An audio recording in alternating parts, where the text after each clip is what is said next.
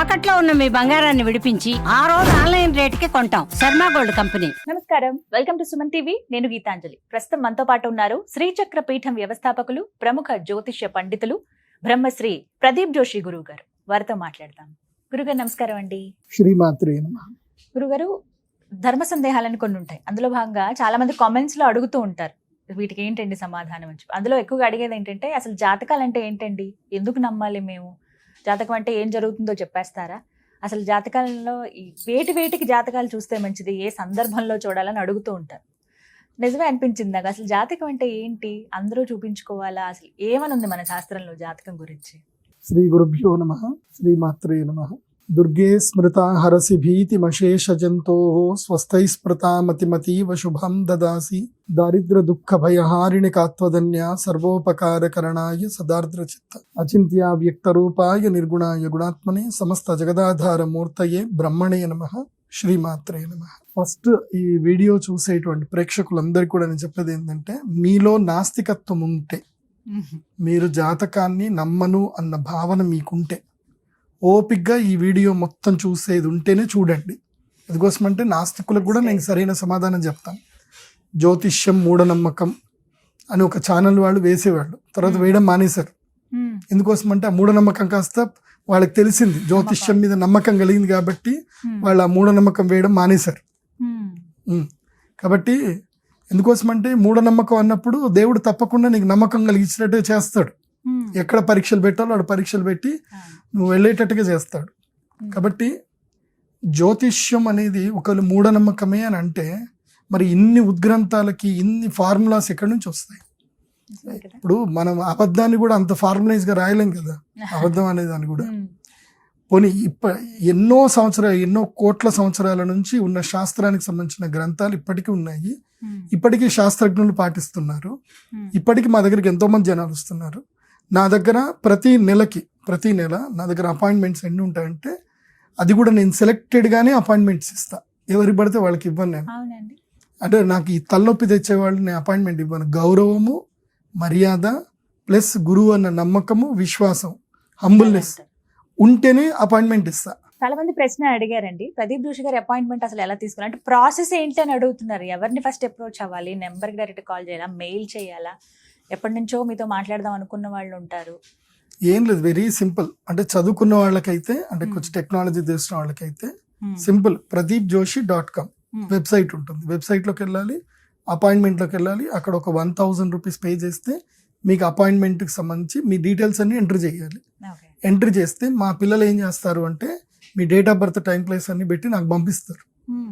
పంపించిన తర్వాత నేను చూస్తా యోగ్యత ఉందా లేదా, అపాయింట్మెంట్కి ఇచ్చే యోగ్యత ఉందా లేదా చూస్తా. అలా కూడా ఉంటుంది. అపాయింట్మెంట్ నేను కొన్ని కౌంటర్ పాయింట్స్ చెప్తాను నేను వాళ్ళకి.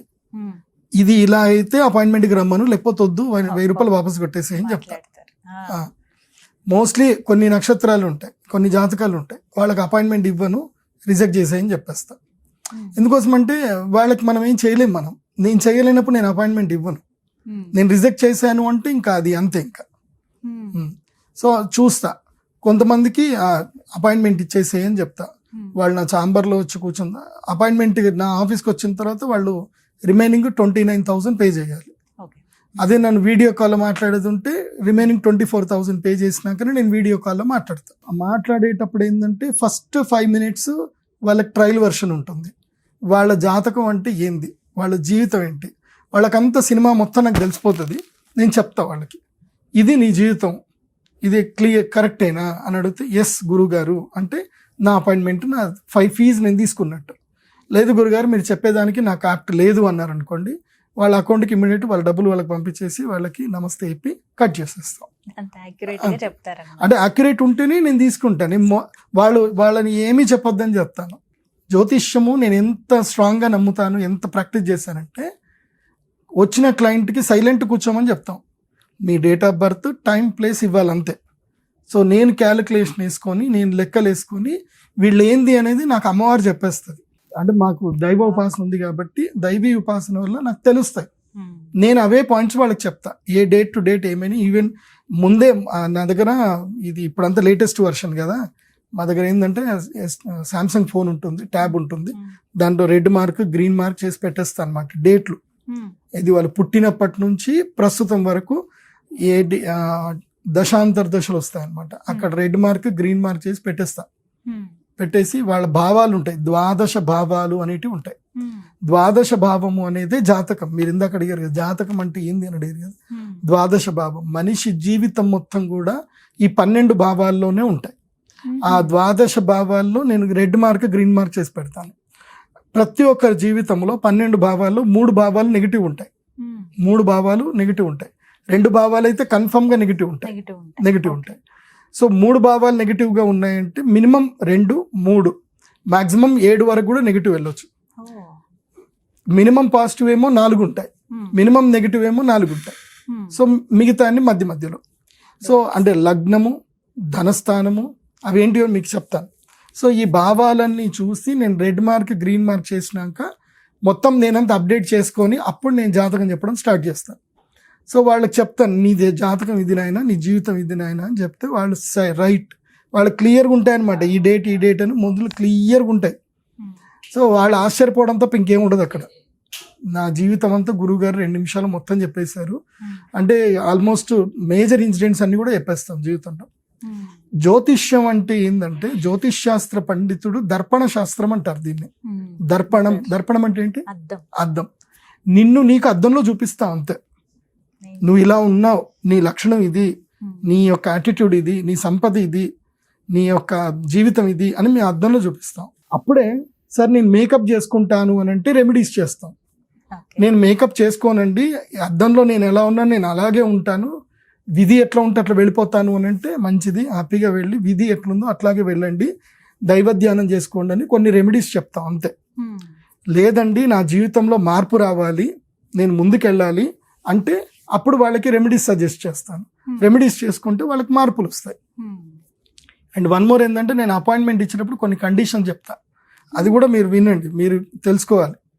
ఒకటి, once appointment fees paid not return. ఇది ప్రెడిక్షన్ యాక్యురేట్గా ఉన్నాయి అని మీరు ఒప్పుకున్న తర్వాత మళ్ళీ ఫీజు రిటర్న్ అడగొద్దు. ఇంకా ఎందుకోసం అంటే నా డ్యూటీ నేను కరెక్ట్ చేశా కదా, నేను ఒకవేళ రాంగ్ అవుతే ఫీజు రిటర్న్ ఇస్తా, లేకపోతే లేదు. రెండోది, ఉద్యోగమే చేస్తాను, నేను ఆల్రెడీ ఒక కమిటెడ్ మైండ్లో ఉన్నాను అని అనుకుంటే నా దగ్గరికి రావద్దు. ఎందుకోసం అంటే నీ జీవితంలో నువ్వు బాగుపడే ఉద్దేశం ఉందంటే నా దగ్గర రావాలి. నువ్వు ఆల్రెడీ ఉద్యోగం చేస్తూ ఉంటే ఒక సంస్థలో ఉండి ఒక ఉద్యోగం చేస్తూ ఒక శాలరీకి నువ్వు ఫిక్స్గా పని చేస్తున్నప్పుడు నా దగ్గరికి నువ్వు వచ్చి వేస్ట్. ఎందుకోసం నీ జాతకంలో రాజయోగం ఉంటుంది, కానీ నువ్వు ఆ రాజయోగానికి నువ్వు రెడీ లేవు, ఆ ఉద్యోగంలోనే ధైర్యం చేసి బయటకు రాలేవు. నా మాట విని ధైర్యం చేసి నువ్వు బయటకు రాలేనప్పుడు నువ్వు నా దగ్గరికి రావద్దు, వేస్ట్, నీ 25,000 వేస్ట్ నాకు ఇచ్చి. అండ్ వన్ మోర్, ఇంకోటి ఏంటంటే ఒకవేళ నువ్వు నా దగ్గరికి వచ్చినా నీ జాతకం అక్యురేట్ ఉన్నా నీ జీవితంలో గ్రోత్ రాదు అని ఉంటే నేను ఫీజే తీసుకోను, నేనే డబ్బులు ఇచ్చి పంపించేస్తా. నేను ఫీజు తీసుకోను. నేను వాళ్ళు ఒకవేళ పేదవాళ్ళు అయ్యుండి చాలా మంది వస్తారు ఇట్లా అప్పులు చేసుకొని పెట్టుకొని మరీ వస్తారు. నేను చెప్తా, మీరు నాకు అవన్నీ చెప్పొద్దు, మీరు అప్పులు చేశాను నేను గోల్డ్ పెడితే అపాయింట్మెంట్కి వచ్చాను చెప్పొద్దు. నాకు తెలిసిపోతుంది నీ స్థితి ఏందో, నీ ఆర్థిక పరిస్థితి ఏందో నాకు జాతకంలో తెలిసిపోతుంది. ఒకవేళ నీ జాతకంలో నీ ఆర్థిక పరిస్థితి ఈవెన్ ఇంకో 10 ఏళ్ళు అయినా బాగుండదు అని అంటే నేనే డబ్బులు తీసుకోను నీ దగ్గర. నాకెందుకు నీ కర్మ ఫలితం, నేను తీసుకోను, నేను రిటర్న్ ఇచ్చి పంపించేస్తాను. అలా సందర్భాలు ఉన్నాయండి. ఇప్పటికి ఒక 5-6 మందికి నేను రిటర్న్ ఇచ్చి వాళ్ళు ఏడుస్తారు, తీసుకోండి గురుగారు అని అంటారు, నేను వద్దు తీసుకోనని చెప్తా. వాళ్ళు ఏడ్చేస్తారు, మీరు డబ్బులు తీసుకోలేదంటే మాకు అర్థమైపోయింది, మీరు తీసుకోవాలి, మాకు ఏదైనా రెమెడీ చేయండి అని అడుగుతారు. సరే నేను రెమెడీ చేస్తాను కానీ మీరు డబ్బులు తీసుకోనని చెప్పి తిరిగి పంపించేస్తా. ఎందుకోసం అంటే వాడు రోజుకి 1000 రూపాయలు కష్టపడి సంపాదించిన డబ్బు తీసుకుంటే ఆ కర్మ నాకు అంటుకుంటుంది. సో నాకు అట్లాంటి కర్మను నేను తీసుకోను, వాడికి మంచి చేస్తా, కాకపోతే నేను ఆ డబ్బులు తీసుకోను. సో జ్యోతిష్యానికి చాలా నియమాలు ఉంటాయి. మీరు బృహత్ సంహిత అనేటువంటి ఒక గ్రంథం చూడాలి, అందులోపల సాంవత్సర సూత్రాధ్యాయం అని ఒకటి ఉంటుంది. ఇది ప్రతి ఒక్కరు జ్యోతిష్ శాస్త్ర పండితులు, అదేవిధంగా జ్యోతిష్యము చెప్పించుకోవాలనుకునే వాళ్ళు, జ్యోతిష్యం నేర్చుకోవాలనుకునే వాళ్ళు అందరూ తెలుసుకోవాల్సిన విషయం ఏంటంటే దైవజ్ఞ లక్షణం. అంటే దైవజ్ఞుడు అనేవాడు ఎలా ఉండాలి, ఎలా ఉంటుందంటే చారు కర చరణ నక నయన చిబుక దశన శ్రవణ లలాట భృత్తమాంగ. అంటే చారు అంటే అందమైనటువంటి, చూస్తే అలా చూస్తూ ఉండిపోవాలన్నట్టు ఉండాలంట. ముగ్ధ మనోహరమైన రూపం ఉండాలి. ఆ రూపము ముగ్ధ మనోహరంగా ఉండాలి. అంటే వాళ్ళ మాటలు వింటూ ఉంటే నిద్ర రావాలి, అంత ముగ్ధ మనోహరంగా ఉండాలి. అంత వాళ్ళు సిద్ధి పొందాలి.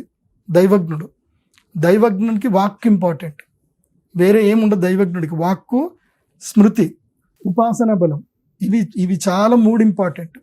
శ్రీ విద్య, అమ్మవారు లేదా ఈశ్వర ఉపాసన మొత్తం తెలిసి ఉండాలి. అంటే మంత్రశాస్త్రానికి సంబంధించిన జ్ఞానం అంతా తెలిసి ఉండాలి. ఎందుకోసం అంటే నువ్వు పరిహారమే ఇవ్వలేనప్పుడు నువ్వు డాక్టర్ ఎందుకు అవుతావు? నువ్వు మెడిసినే నువ్వు రాయలేనప్పుడు నువ్వు డాక్టర్ కాదు కదా. నీకు కూడా నాలెడ్జ్ ఉండాలి కదా, మెడిసిన్ నాలెడ్జ్ నీకు ఉండాలి కదా. సో నీకు మంత్రశాస్త్రము తెలిసి ఉండాలి, తంత్రశాస్త్రము తెలిసి ఉండాలి, యంత్రశాస్త్రము తెలిసి ఉండాలి. అది కాకుండా ఆయుర్వేదము తెలిసి ఉండాలి. ఆయుర్వేదంలో ఇప్పుడు ఒక వ్యక్తి, ఇప్పుడు మొన్న ఒకళ్ళు వచ్చారు నా దగ్గరికి, వాళ్ళ అబ్బాయికి ఫిట్స్ ఎప్పుడు మెడిసిన్ మీదనే వాడుతూ ఉంటారు. వాడు నా దగ్గరికి వచ్చారు, వస్తే ఫిట్స్ అని చెప్పారు, అంతే చెప్పారు, అక్కడి వరకే చెప్పారు. రారా నేను చూస్తా అని చెప్పారు. పల్స్ పట్టా. నేను పల్స్ పట్టేది ఓన్లీ 5 సెకండ్లే. 5 సెకండ్లో తెలిసిపోతుంది, పల్స్లో తెలిసిపోతుంది వీడి శరీరంలో ఏం రుగ్మత ఉందో. క్లియర్గా చెప్పా. మీ వాడికి ఇప్పటికి 1.5 ఇయర్ అయింది, రాలేదు అని అన్నా, ఫిట్స్ రాలేదు అన్నా. ఎస్ గురుగారు రాలేదు, మేము కంటిన్యూగా మెడిసిన్ వాడుతూనే ఉన్నాం కాబట్టి రాలేదు. దీనికి పెద్దగా కంగారు ఏం పడకండి, నేను కొన్ని ఆసనాలు చెప్తాను, ఒక మెడిసిన్ ఇస్తాను, ఇది వాడండి సరిపోతుందని చెప్పాను. Now they are okay, medicine తీసుకుంటున్నారు. ఎందుకోసం అంటే జ్యోతిష్ శాస్త్ర పండితుడికి ఈ 12 భావాలకు అన్నిటికి కూడా పరిహారం ఇవ్వాలి. అందుకే ఇప్పుడు చెప్తాను 12 భావాలు అంటే ఏందో చెప్తాను. ఫస్ట్ లగ్నం. లగ్నం అంటే ఏమిటంటే స్వభావం. హూ ఆర్ యూ అనే క్వశ్చన్కి ఆన్సర్ ఏంది అంటే లగ్నం. నువ్వు మొండోడివా, నువ్వు పిచ్చోడివా, నువ్వు మూర్ఖుడివా, లేదంటే నువ్వు మెతకస్తుడివా, భయగ్రస్తుడివా, ఇలా కేటగిరీస్ అన్నీ ఉంటాయి. నువ్వు ఎవరు, నీ కేటగిరీ ఏంటి, నీ లక్షణం ఏంటి, నీకు తెగింపు ఉన్నట్టు లగ్నమే, మొత్తం లగ్నంతోటే తెలిసిపోతుంది. నీ కేటగిరీ ఏంటి, నువ్వు ఏ కేటగిరీ కిందకి వస్తావు అనేది లగ్నం చెప్పేస్తుంది. అంటే నువ్వు చంచల స్వభావం ఉన్నటువంటి వాడివా, ధైర్య సాహసాలకు ఎక్కువగా వెనకాడకుండా వెళతావా, కొట్లాడే స్వభావం ఉందా, లేదా తెలివితో పని సాధించుకునే తత్వం ఉందా, నీ తత్వం ఏంటి, నువ్వు ఏ కేటగిరీకి వస్తావు, లగ్నం చెప్పేస్తుంది. అట్లాగే శరీర లక్షణం కూడా చెప్తుంది. అంటే నీ వాత శరీరమా, పిత్త శరీరమా, కఫ శరీరమా, దాన్ని ఏమంటారు అంటే లగ్నాన్ని జ్యోతిష్ శాస్త్రంలో తనుభావము అంటారు. తను అంటే శరీరము, తనుభావం. అండ్ వీళ్ళ అత్యాశ పరులా కాదా, లోభులా కాదా, దానం ఎక్కువగా చేస్తారా చెయ్యరా, లగ్నం తెలిసిపోతుంది. నేను మోస్ట్లీ లగ్నం చూసి పర్సన్ని డిసైడ్ చేసేస్తా. ఈ లగ్నం ఉంది అని అంటే ఆ లగ్నాన్ని బట్టి వాళ్ళతో నా మాట స్టార్ట్ అవుతుంది. సరదాగా మాట్లాడాలా వీళ్ళతోటి, సీరియస్గా మాట్లాడాలా, లేదంటే వీళ్ళకి ఎవిడెన్స్ బేస్ చూపిస్తూ మాట్లాడాలా ఉంటుంది. కొంతమంది ఉంటారు ఎవిడెన్స్ బేస్ మీదనే నమ్ముతారు వాళ్ళ జీవితంలో. ఏదన్నా సరే ఎందుకు, ఏమిటి, ఎలా అనేటోళ్ళు కొంతమంది ఉంటారు. వాళ్ళ జీవితంలో ఎప్పుడు బాగుపడరు వాళ్ళు, నాకు తెలుసు. చాలా మంది ఉంటారు వాళ్ళ జీవితం మొత్తం సస్పెక్టివ్ నేచరే. వాళ్ళు ఎప్పుడు సస్పెక్ట్ చేస్తూనే ఉంటారు, అనుమానిస్తూనే ఉంటారు. అలాంటి జాతకస్తులు ఉంటే నేను ఎలా మాట్లాడాలి? అట్లాంటి వాళ్ళు ఉన్నప్పుడు ఏం చేస్తాను అంటే ఫీజు ముందు పెట్టి చెప్తా, బాబు నీ గురించి కొన్ని విషయాలు చెప్తా. ఎందుకోసం అంటే వాళ్ళతో మనం వేగలం. కొన్ని ఉంటారు, కొంతమంది నక్షత్రాలు ఉంటారు, కొన్ని లగ్నస్తులు ఉంటారు, వాళ్ళతో మేము వేగం. వాళ్ళ కుటుంబస్తులే వేగలేరు, నేను ఎందుకు వేగుతా వాళ్ళతో. వాళ్ళకి చెప్తా, బాబు ఇది నీ లక్షణం, ఇది ఇప్పుడు మల్లెపువ్వు అయింది, గులాబీ పువ్వు అయింది చెప్పాలి. కానీ మల్లెపువ్వుని గులాబీ పువ్వు కింద మారుస్తా అంటే నడవదు. సో నువ్వేంది అని నేను చెప్తా, నువ్వు దాన్ని యాక్సెప్ట్ చేయగలిగితే నేను జాతకం చెప్తా. కొంతమంది యాక్సెప్ట్ చేయరు, నేను అది కాదు అంటారు. నువ్వు అది కాదు అంటే నేను చెప్పింది రాంగు, నీ ఫీజు తీసుకొని నువ్వు వెళ్ళిపో అంటావు. వాళ్ళు ఎందుకోసం అంటే డాక్టర్ దగ్గర, జ్యోతిష పండితుడి దగ్గర, చార్టర్డ్ అకౌంట్ దగ్గర అబద్ధాలు చెప్పకూడదు. అదే తన అడ్వకేట్ దగ్గర అబద్ధాలు చెప్పకూడదు. ఉన్నాయన్నీ వాస్తవాలు చెప్తే వాళ్ళు ఏ రోగం ఎట్లా బయట పడేయాలో వాళ్ళు చేస్తారు. అందులో ఈ ముగ్గురు ప్రాక్టికల్లో ఒక్క జ్యోతిష్ శాస్త్ర పండితుడు మాత్రమే పూర్తి జీవితాన్ని చూస్తాడు. వీళ్ళందరూ ప్రెజెన్స్ అప్పటి వరకు ఆ ప్రాబ్లం సొల్యూషన్ చూసుకుంటారు, వాళ్ళకి అక్కడి వరకే వాళ్ళు చేయగలుగుతారు. కానీ ఆస్ట్రాలజర్ జీవితం మొత్తం చూస్తాడు. ఎంత, నీ జాతకం చూసిన 3 నిమిషాల్లో మొత్తం చూసేస్తాడు. నీ గతం ఏమవుతుంది, భవిష్యత్తు ఏమవుతుంది, ఇప్పుడు నువ్వు ఏ సిచ్యువేషన్ కూడా చెప్తాడు. లగ్నం చాలా ఇంపార్టెంట్. రెండవది ధనస్థానం. ఈ ధనస్థానం చాలా ప్రియారిటీ.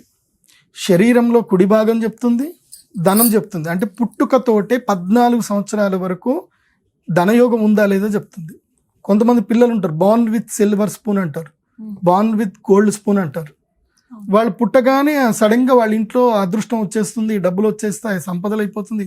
ఏమోనండి వీడు పుట్టాడు, లేదంటే ఇది పుట్టింది, ఇది లక్ష్మీదేవి లాగా మా ఇంట్లో పుట్టింది, కథం మొత్తం మా ఇంట్లో మా స్టైలే మారిపోయింది. అందుకే కొంతమంది తమ ఆడపిల్లల్ని లక్ష్మీదేవి లాగా పుట్టిందని కన్యాదానం ఇవ్వము, అల్లుండి ఎల్లరికం తెచ్చుకుంటూ ఉంటారు. అందుకే చాలా మంది పెళ్లి చేసే ముందు నా దగ్గరికి వచ్చి అడుగుతారు, మా పిల్లని మేము కన్యాదానం ఇవ్వాలా లేదా ఇల్లింటమే తెచ్చుకోవాలా. ఇది చాలా ప్రియారిటీ. ఆడపిల్లల్ని కొంతమంది ఇళ్లలో ఆడపిల్లని కన్యాదానం చేసిన వెంటనే వాళ్ళ సంపద అంతా పోతుంది. సో అందుకే ఈ ధనస్థానం చూడాలి. ఈ ధనస్థానం చూసి ఆడపిల్ల అయితే గనక ఈమె అదృష్టవంతురాల యోగ జాతకురాల అనేది ద్వితీయ స్థానంతో తెలుసుకోవాలి. అది పుట్టినప్పటి నుంచి 14 సంవత్సరాల దాకా అది పనిచేస్తుంది. అయితే ధనమే కాదు, ధన నష్టం కూడా దీని నుంచే చూడాలి. కొంతమంది పుడతారు ఇదే ద్వితీయ స్థానంలో పాపగ్రహాలు ఉన్నా, తర్వాత చండాల గ్రహములు ఉన్నా సరే, పాప దృష్టి ఉన్నా సరే, బలము లేకపోయిన ధనస్థానానికి వీళ్ళు పుట్టిన తర్వాత డబ్బులన్నీ పోతానే ఉంటాయి. కొంతమంది ఇంట్లో పుట్టగానే 3 ఏళ్ళకి ఒకళ్ళు టపామంటారు, కొంతమంది డబ్బులు పోతాయి, ఆస్తులన్నీ పోగొట్టుకుంటారు, ఇవన్నీ ఉంటాయి. జాతకం అంటే అర్థం ఏంది? ఒక వ్యక్తి మీ ఇంట్లో పుట్టాడు అంటే ఆ వ్యక్తికి 12 మందికి సంబంధం ఉంటుంది. 12 మంది సంబంధంతో పుడతాడు. మేనత్త, మేనమామ, తల్లి, తండ్రి, అన్నయ్య, తమ్ముడు, చెల్లెలు, తర్వాత తాత, నానమ్మ, అమ్మమ్మ, తాతయ్య, తర్వాత చిన్నాన్న, చిన్నమ్మ. చిన్నాన్నలు పక్కా వస్తారు, చిన్నమ్మలు తక్కువ, కానీ చిన్నమ్మలు వేరే వంశస్థకి వెళ్తారు కాబట్టి చిన్నాన్న పక్కా వస్తాడు. ఒకే వంశం కదా వాళ్ళది. సో వీళ్ళందరికీ ఇది ఉంటుంది. మేనమామలు, మేనత్తలు అయితే ఫస్ట్ వస్తారు వాళ్ళు. ఎందుకోసం అంటే పిల్లలకు మోస్ట్ ఆఫ్ ద మేనమామ గుణాలు వస్తాయి, మేనమామ మేనత్తల గుణాలు వస్తాయి వాళ్ళకి. మీ మామ దిగాడురా అని చెప్పేసి అంటారు. ఇప్పుడు నా అల్లుడికి దాదాపుగా నా గుణాలే ఉంటాయి. మా అక్క ఎప్పుడు చెప్తానే ఉండదు, అరే నిన్ను చూస్తున్నట్టే ఉందిరా అంటుంది. అంతే, అవి వస్తాయి తప్పకుండా.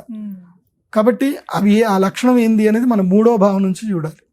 3వ భావం నుంచి మేనమామ, మేనత్త, సోదరులు, సోదర మృత్యువు, స్వీయ పరాక్రమం, వీళ్ళకి ఎంత స్ట్రెంగ్త్ ఉంది, వీళ్ళ జీవితంలో వీళ్ళు తెగించి ముందుకెళ్తారా లేదా వెనుకుంటారా. ఇప్పుడు మనం సినిమా పాటలు చూస్తూనే ఉంటాం, హీరో డ్యాన్స్ చేస్తాడు, హీరోయిన్ డ్యాన్స్ చేస్తుంది, వాళ్ళతో పాటు వెనక ఒక 20 మంది డ్యాన్స్ చేస్తారు.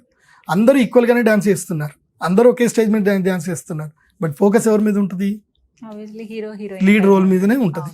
కానీ మిగతా వాళ్ళందరూ పిచ్చోళ్ళ అంటే కాదు, వాళ్ళందరూ మంచిగానే డ్యాన్స్ చేస్తారు. They are all well dancers. ఇంకా వీళ్ళకైనా 10 టేకులు తీసుకుంటారు, కానీ వాళ్ళు ఒక టేక్లో వాళ్ళు కొట్టేస్తారు. కానీ వాళ్ళకి లేనిది ఏంది? అదృష్టం. వాళ్ళు మెయిన్ ముందుకు రాలేరు కదా, వాళ్ళు ఎప్పుడు వెనకనే ఉంటారు. వాళ్ళు కూడా మంచిగా డ్యాన్స్ చేస్తారు, యాక్టింగ్ కూడా నేర్చుకొని ఉంటారు, వాళ్ళకు కూడా సినిమాలో గొప్పగా అవుదామని అనుకుంటారు. కానీ వాళ్ళు తెగించరు. ఏముండదు వాళ్ళ దగ్గర? తెగింపు ఉండదు. భయం ఏమవుతుందో భయపడుతూనే ఉంటారు. అంటే నాకు అనిపిస్తూ ఉంటుంది, వీళ్ళు ఇంత మంచి డ్యాన్స్ చేస్తారు, ముందుకు వెళ్ళొచ్చు కదా అని చెప్పి. నేను సినిమా షూటింగ్లోకి వెళ్ళినప్పుడు కూడా నేను ఒకరిని అడిగాను అనమాట, ఏంటిది మీరు కూడా యాక్టింగ్ ఏదైనా ట్రై చేయొచ్చు కదా అని అంటే, లేదండి మాకు ఫుల్ ఫైనాన్షియల్ ఇష్యూస్ ఉంటాయి, మేము ఒక పూట బేటా తీసుకొని వెళ్ళిపోతాం మేము అంతే అని అంటారు. సో వాళ్ళు బేటాకే పని చేస్తారు, వాడికి తెగింపు రాదు. అంటే వాడి దగ్గర అన్నీ ఉన్నాయి కానీ తెగింపు లేదు. సో నీ జీవితంలో నీకు తెగింపు ఉందా లేదా అని తెలుసుకోవాలి అని అంటే, ఒకవేళ తెగించడం వల్ల లాభం వస్తుందా రాదా తెలుసుకోవాలంటే తృతీయ స్థానం చూడాలి. తృతీయ స్థానం స్వీయ పరాక్రమం. అండ్ కొంతమంది ఇళ్లలో పిల్లలు పుట్టగానే చనిపోతారు. ఇంట్లో ఒక పిల్లాడు పుట్టాడు, తర్వాత ఏదైనా డెలివరీకి కాన్పుకి వెళ్తా ఉంటే వాళ్ళు 9వ నెలకు వచ్చిన తర్వాత చనిపోవడం జరుగుతుంది. దానికి కారణం ఏందో తెలుసుకోవాలంటే ముందు పుట్టిన పిల్లాడితోటి కారణం తెలుసుకోవచ్చు. సోదర మృత్యువు కూడా తెలుస్తుంది. అంటే పుట్టినటువంటి పిల్లవాడి జాతకంలో 3వ స్థానంలో గనక పాపగ్రహాలు ఉన్నా, రాహు ఉన్నా, కేతు ఉన్నా, చంద్రరాహు యుతి ఉన్నా, సూర్యరాహు యుతి ఉన్నా, నెక్స్ట్ గర్భానికి నష్టం ఉంటుంది.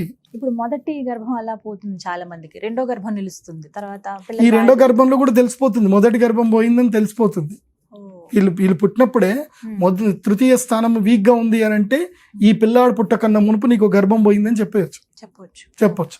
కొన్ని విషయాలు ఏం జరుగుతుందంటే, అసలు మిరాకిల్ అండి ఇది. నేను కొంతమందిని ప్రశ్న అడిగా, నాది ఎప్పుడు ప్రెడిక్షన్ మోస్ట్లీ రాంగ్ ఉండదు, నాది రాంగ్ ఉండదు. యాక్యురేట్ ఉంటుంది. నా దగ్గరికి ఒకళ్ళు వచ్చారనమాట, గోదావరి జిల్లా నుంచి వచ్చారు, జాతకం చూసా. నేను ఆ పిల్లాడి జాతకం చూసి, ఈ పిల్లాడి తరువాత ఒక సంతాన నష్టం ఉందా, జరిగింది అని అన్నా. వాళ్ళ అమ్మ కాదు అంటది. నేను అటు ఇటు చూసి, మీరు మీ కొడుకుని తర్వాత తల్లి మీరు బయటకు వెళ్ళండి, మీ డాడీతో నేను మాట్లాడాలని ఆయన కూర్చోబెట్టా. ఫోన్ బయటకు తీసుకెళ్ళిపోండి అని చెప్పి, అంటే నేను వాయిస్ రికార్డ్ పెట్టుకోమని చెప్తా, బయటకు తీసుకపోండి చెప్పి, చూడు బాబు, ఈ పిల్లవాడి జాతక రీత్యా ఈ పిల్లవాడు పుట్టిన 5వ ఏటకి సోదర మరణం ఉంది, అది నువ్వు రాంగ్ అని చెప్తే నేను డబ్బులు నీకు ఇచ్చేస్తా, వెళ్ళిపో, రైట్ అయితే నిజంగా అక్కువ అన్న వాడు చెప్పింది. అయింది గురూజీ, ఎవరికి తెలియదు, మీరు కూడా ఎవరికి చెప్పకండి అంటే, సరే ఓకే, కానీ ఇలాంటి పొరపాటు ఇంకోసారి చేయకండి, దీనికి మీరు పరిష్కారం చేసుకోవాలి అని చెప్పా. సరే గురూజీ అని చెప్పాడు. అంతే. నేను బయటకు పంపించిన అంటే సీక్రెట్స్ ఏమైనా మాట్లాడతానని అర్థం అనమాట. సో తెలిసిపోతుంది, సోదర మృత్యు ఉంది అంటే అది ఉంటుంది. అంటే ఈ తల్లికే ఉండాలని రూల్ ఏం లేదు కదా, వాడికి సోదరుడు అంటే వేరే తల్లికైనా సరే వాడి సోదరుడే కదా. సో కజిన్స్ అయినా ఏదైనా అంతే. సో అవన్నీ తండ్రి గర్భం, తండ్రి ప్రధానం, తల్లి ప్రధానం కాదు అక్కడ. సో తృతీయ భావం చూడాలి, ఆ తర్వాత చతుర్థ భావం వస్తుంది. ధన్యవాదాలు గురుగారు, నమస్కారం. శ్రీమాత్రి.